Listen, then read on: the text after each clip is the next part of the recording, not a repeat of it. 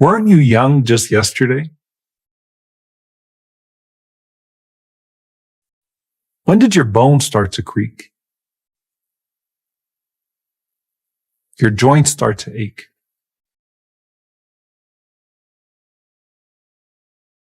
Your hair start to go gray? How could time have passed you by so quickly? And what do you plan to do with the remainder of it?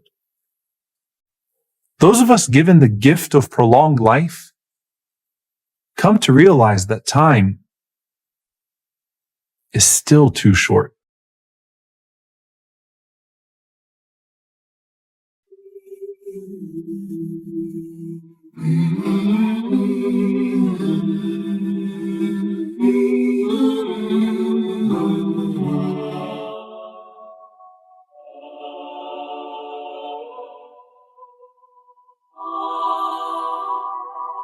You've aged beautifully if you've increased your good deeds and decreased your sins.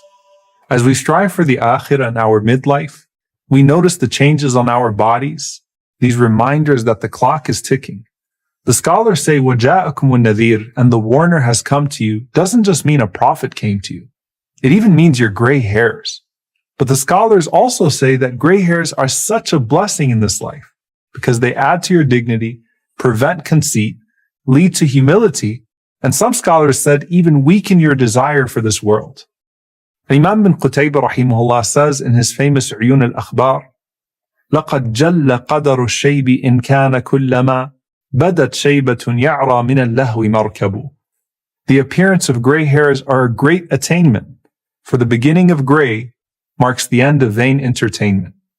And of course, its blessings are primarily for the next life.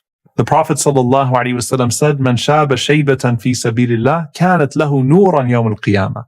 Whoever has grown a gray hair in the way of Allah, it will be a light for him on the Day of Judgment. A long life is a blessing if it has prolonged your good, and a curse if it's prolonged your evil. The Prophet ﷺ was asked, "Ya Rasulullah, ayyu nasi khair?" O Messenger of Allah, who are the best of people?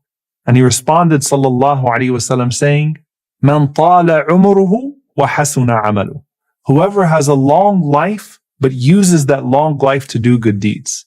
And he was asked, and who are the worst of people? The Prophet ﷺ said, "Man tala umruhu wa sa'a amalu." Whoever lives a long life but only increases in sin with that long life. It's not about how long you lived, it's about how you lived. And again in the Qur'an, people are asked, how long do you think you lived on earth? And they always reply, يَوْمًا أَوْ بَعْضَ يَوْمٍ. It felt like a day or part of a day. When you reach the end, your time in this world will feel like a blink of an eye. Long days lending themselves only to fleeting memories of years gone by.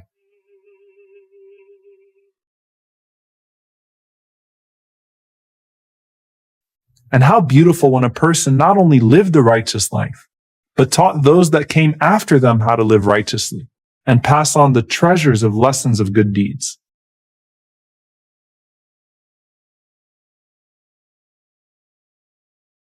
The Prophet ﷺ said, "No one has more noble of a lineage than Yusuf alayhi salam. A Nabi, the son of a Nabi, the son of a Nabi, the son of a Nabi. A prophet, the son of a prophet, the son of a prophet, the son of a prophet. Yusuf, the son of Yaqub, the son of Ishaq, the son of Ibrahim." Think about how amazing that is. But it wasn't just a claim to prophethood. It was the lessons of prophethood that never let anyone in that chain forget why they were here in the first place and what they were meant to leave behind. Now, as we're thinking about all the things we can't do anymore, we also realize the good deeds we missed out on. But there are unique good deeds that Allah has now opened the door to that you couldn't actually do when you were younger. Perhaps now your time has freed up to earn more of Jannah with those steps to the masjid or those utterances of dhikr. Now you have more time to reacquaint yourself with the Qur'an and the sacred knowledge you couldn't indulge before. Some of our greatest scholars started their journey of knowledge only when the gray hairs already came out. The great Imam Ibn Hazm rahimahullah didn't start his journey until he was in his 40s. I remember being mind-blown reading about one of the greatest scholars of the Tabi'een, Salih ibn Kaysan. And Imam al-Dhahabi rahimahullah says, ابتدأ بالعلم وهو ابن 70 سنة. He started his journey of knowledge when he was 70 years young. And so we continue to live and work for the akhirah with everything Allah blessed us with as we age in Islam. And then we take the means to keep our mind, body, and soul healthy as we pursue that which is more important. As the time passes, before we know it, we're past our 60s. The Prophet ﷺ said that the average lifespan of this ummah is between 60 and 70.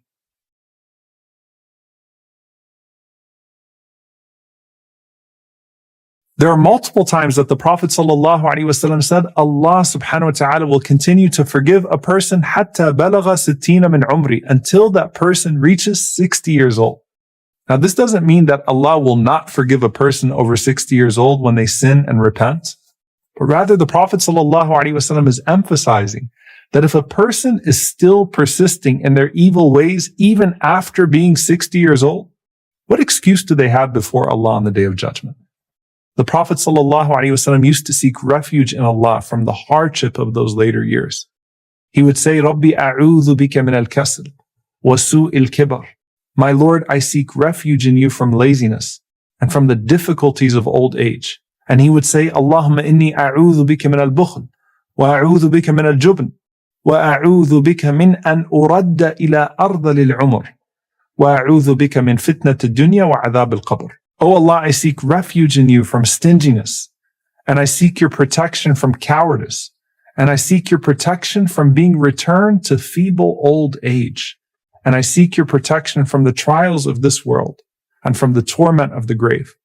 But notice that the Prophet ﷺ always accompanied seeking refuge in Allah from the difficulties of age with seeking refuge in Allah from the disease of sin and the torment of the hereafter.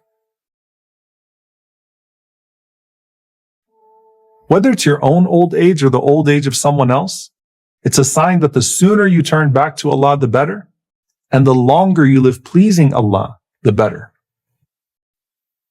من علامات النجاح في النهايات الرجوع إليه في البدايات. Amongst the signs of success at the end is the turning to Allah in the beginning.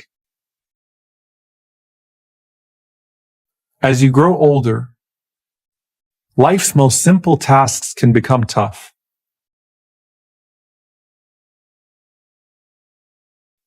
But Allah will send others to carry much of your physical burdens and will remove from you much of your worldly distractions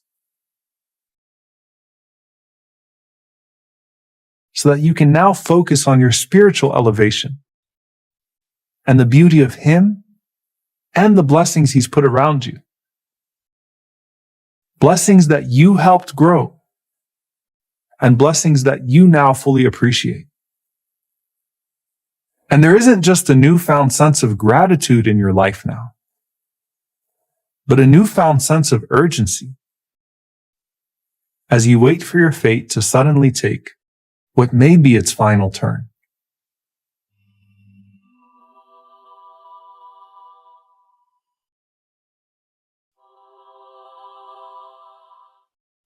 قل لن يصيبنا إلا ما كتب الله لنا هو مولانا وعلى الله فليتوكل المؤمنون.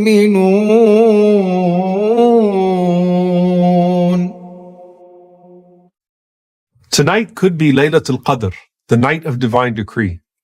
Tonight, millions of Muslims around the world are raising their hands in dua to ask Allah subhanahu wa ta'ala for what they need. Many are asking for guidance and certainty, and everyone's asking for Allah's mercy. All month long, we've been discussing Qadr, divine decree, and the many subtle ways it might show up in our lives. As we answer the hard questions like, why me this Ramadan? Yaqeen also works every month of the year to provide answers that combat doubt, research that educates people around the world, and content that inspires every member of the Ummah around the world. This Laylatul Qadr, when deeds are multiplied by thousands, add a deed to your list that can help every believer solidify their faith. Let a voice for Islam ring around the world. Donate to Yaqeen.